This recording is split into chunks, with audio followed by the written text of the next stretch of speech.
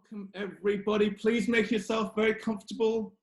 I was going to say please make yourself at home, but I suspect you have already. Please surround yourself with the materials that we may have given you in the pack.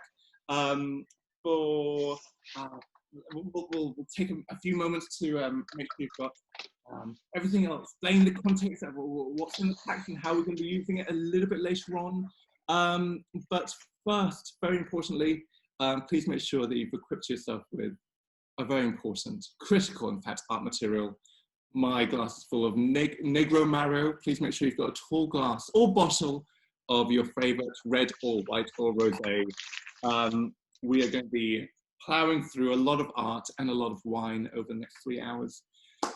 We're going to get loose and we're going to have a wonderful time. Thank you very much for joining us in a new way. Today we have paired water-soluble pastels with some forest landscape. So if you have received one of these, that should have made it to your door yesterday. First thing you might be able to identify is a tube of cardboard. Once that tube has been peeled away, you should have a roll of paper.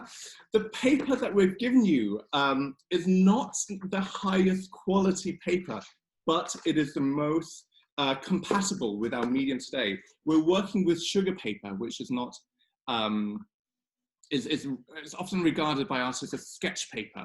It's incredibly transparent paper, and it isn't as glossy as, say, perhaps some forms of watercolor paper.